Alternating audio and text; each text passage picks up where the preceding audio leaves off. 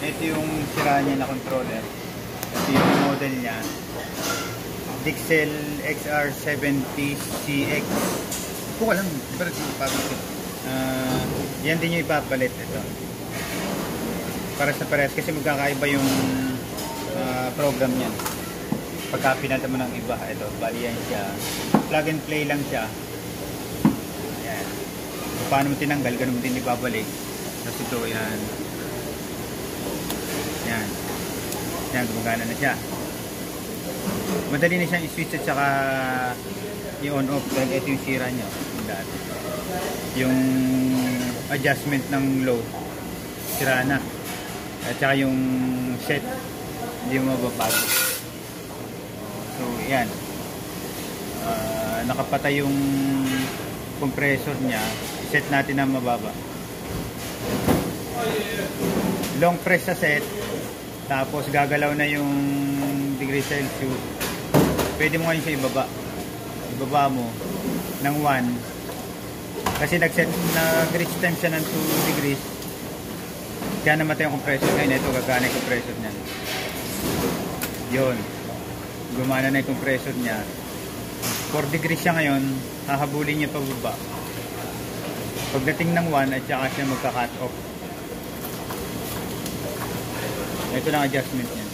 Ngayon, nakita niyo kung paano. Babalik ko na ulit sa 3 degrees. Kasi yun lang ang set point talaga eh. Para hindi mag-yelo yung evaporator. Ayan, 3. Okay, yan. Iwanag ah. Tapos, babalik mo na siya ngayon dyan sa loob. Yan. Tapos itong casing niya. Sa likod. Ito yung pinaka box niya para safety sa sige, upo muna ako at malayo eh. Safety yung mga gagamit ay baka makuryente.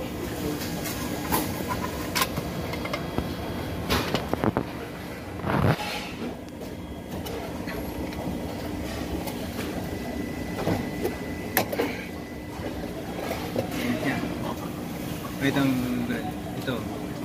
Ay, hindi pa pala. May kulang. Joke lang yun. Joke pa lang yun. Yung lock pa pala. Ito pa. Yan. May gawin ng paglalagay niyan. Bali, ito. Yung ilalagay mo, ikitanda mo itong bilog na to. Yan ang nando dun sa, papunta dun sa yan, may gatla yan eh. Yan. Yan lock niya.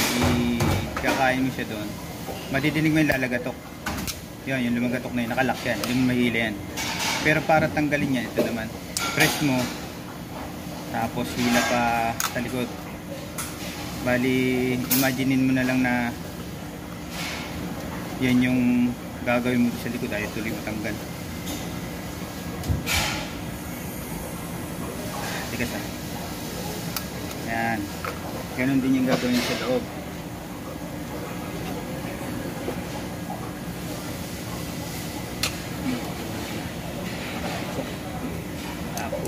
Isa pa sa likod naman tanggalin ito hirapan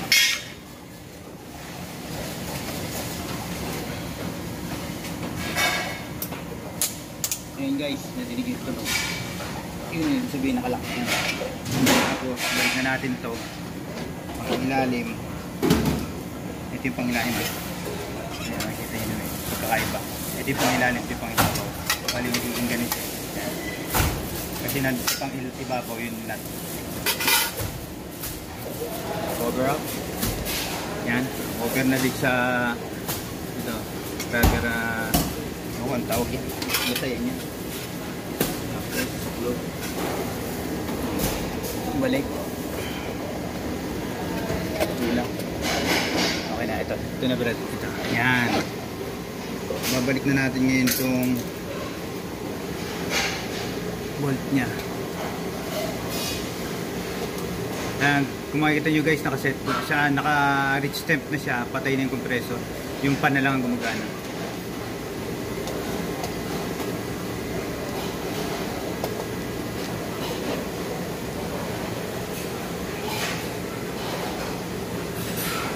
Medyo mahirap siya rin. Nilagyan ng yung pinagsipan.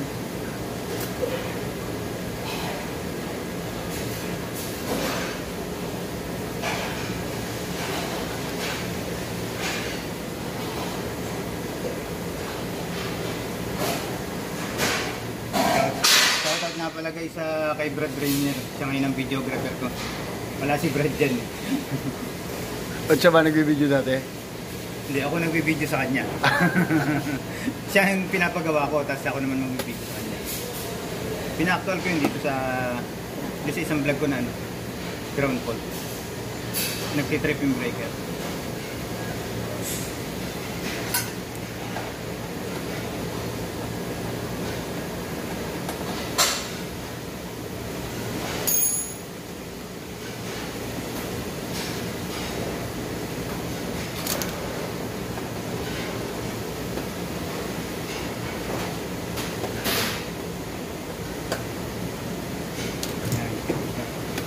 Ayan guys, ang set point niya ay 3 degrees.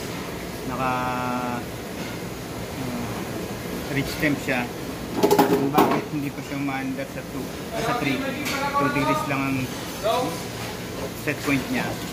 Meron tayong tinatawag dyan na hysteresis, na kung 2 degrees ang set point, meron pa siyang allowance na tataas siya ng 2 degrees plus 2 degrees, magbalib 4 pag nag 5 at saka pa lang under uli yung compressor.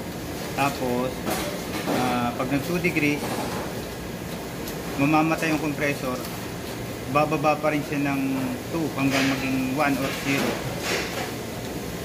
Maririnig niya ng ganon bago siya uli aakyat ng tataas yung yung nare-reading na temperature sa loob ng fridge. Lalo na kung hindi naman binubuksan to. So, tapos ito, magtataka kayo na bakit walang compressor dito at puro pipe. Ano yan? Brine operated to. Ang nagpapalamig dito, brine. Tumatakbo dyan sa loob niyan. Bali, salip... Ano yung brine? Chemical water yan na pinalamig sa ng provision plant sa baba. Yun ang pinatakbo naman dito, kaya meron ditong input at saka output. Yan. Ito yung input niya, yung supply galing sa baba papunta dito sa, kung makikita mo, papasok doon